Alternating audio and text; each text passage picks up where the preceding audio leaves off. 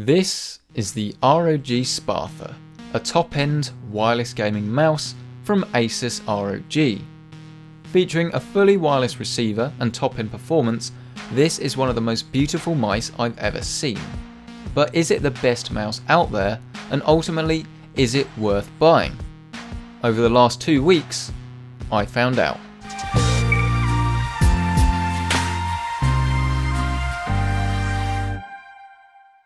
So then, the ROG Spartha, a mouse with a very interesting name, but an equally as interesting design. This thing stands out, and it's a wireless mouse which utilises a wireless dock charger. So this is both the wireless receiver and the way to charge the mouse, which is very clever because it means you always have a topped up wireless mouse. Now the design itself is really attractive in my opinion. It's quite an aggressive look, but it's one that I really like. It's a solid metal build, which does make it quite heavy, but it also means it's very robust.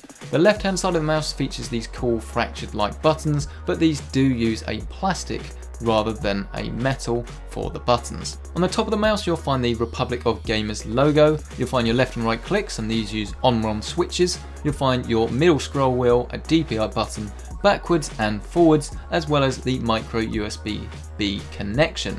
Note that the backwards and forwards buttons I don't think are that well placed. On the right hand side of the mouse you'll find a very comfortable area to place your pinky finger and the finger next to it. Seriously, this is actually a really good solution for right-handed people, though left-handed people may struggle.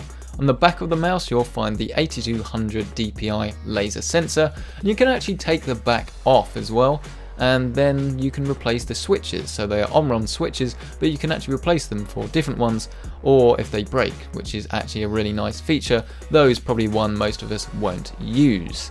And overall, it's a very heavy design. This thing weighs over 170 grams, and this is something that a lot of people probably won't get on with.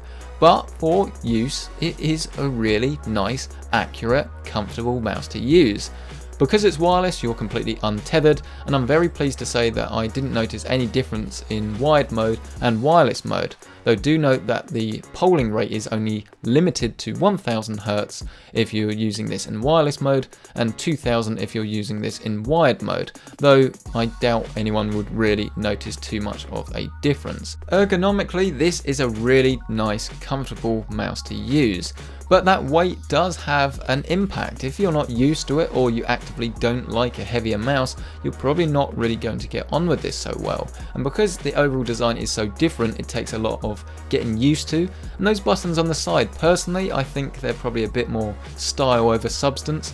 In the case that if you want to use 1 or 2 buttons, you can learn the placement. But if you really want to utilize all of them, I actually think it's quite difficult to do so, and a lot of people will probably be better off with a slightly different mouse if they want to use all the buttons. To get the most out of the mouse and those buttons, you're going to want to use the ROG software. And this Armoury software does the job, but when I started using this was alpha software, and I've actually only recently updated the software, and in all honesty, I don't actually think it's made anything any better, and has actually introduced a few bugs that I didn't have before. Now, one thing that is a common thing with this mouse is that because there are so many buttons, you have a lot of customizability, and this is where the software allows you to do this. It's not the most unique bit of software out there. I mean, there's plenty of other different mice manufacturers that have similar software that do similar things, but this one, it's actually fairly straightforward to use, and despite the fact that it is slightly slow, there are plenty of options here, and I think most people will be happy with the amount of customization you get. This of course also extends to the RGB lighting on the mouse.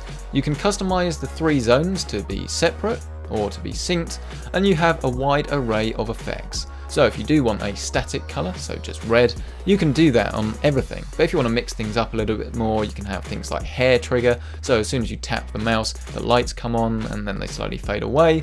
Or you can just customize each zone and have a completely whack colour scheme, and you can save these to different profiles as well. One major thing that I did find with the software with this latest version is that if I change the lift-off distance to something a bit lower, then the mouse, quite frankly, just goes a bit weird, and the mouse actually doesn't stay still when I let it go. And I can verify that this is a software issue because I didn't have it on the previous version, and so I wouldn't necessarily say this is a major flaw as long as it's fixed.